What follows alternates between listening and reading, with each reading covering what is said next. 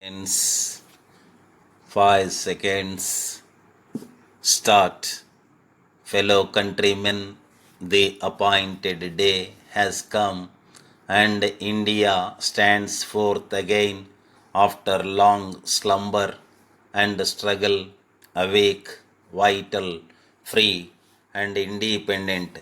The past clings on to us still in some measure, and we have to do much before we redeem the pledges we have so often taken at the turning point is past.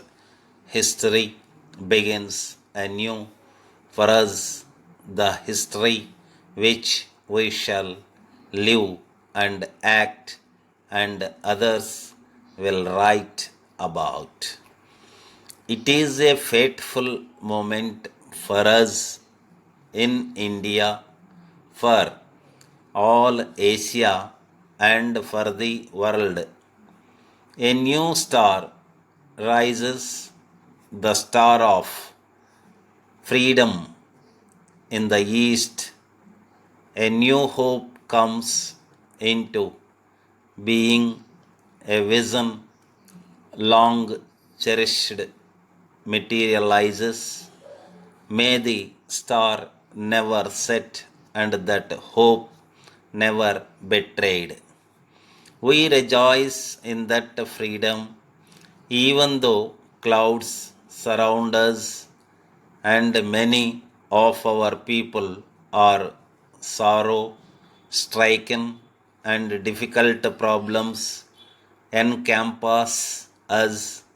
But freedom brings responsibilities and burdens, and we have to face them in the spirit of a free and disciplined people.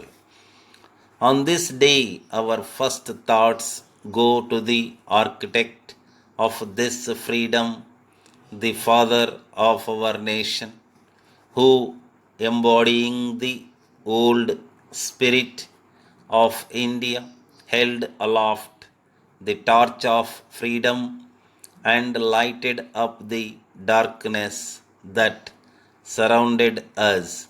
We have often been unworthy followers of his and have strayed from his message, but not only we, but succeeding generations will remember this message and bear the imprint in their hearts of this great son of India, magnificent in faith and strength and courage and humility.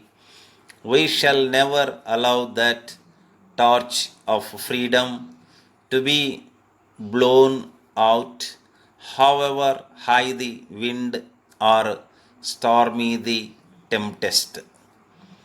Our next thoughts must be of the unknown volunteers and soldiers of freedom who, without prize or reward, have served India even unto death.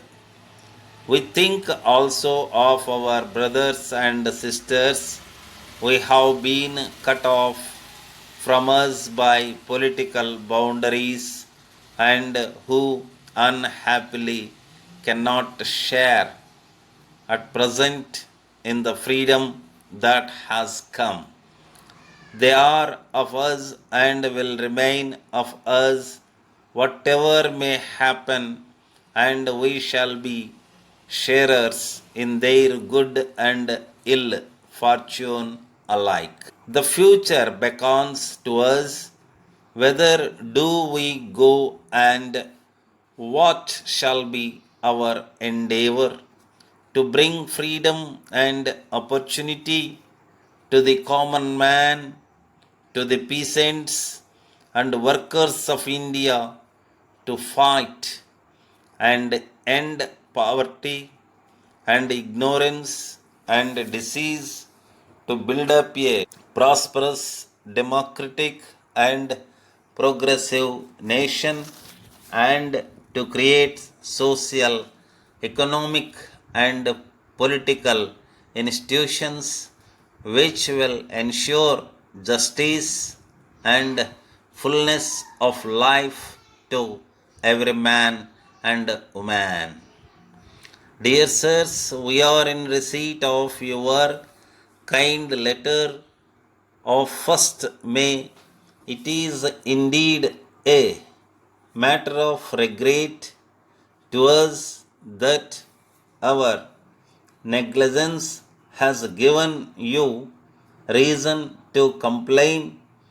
From what you have seen of us in the course of our long standing business relations, you must have been convinced that we are ever mindful of the interests of our valued customers.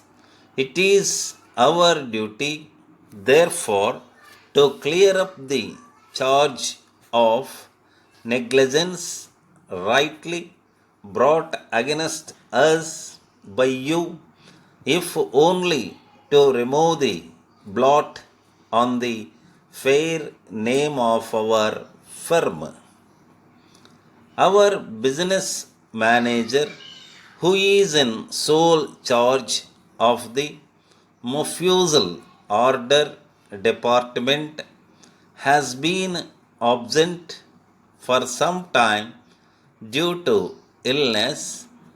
During his absence, the work of this department has been entrusted to a new hand, hoping to be excused for the inconvenience caused.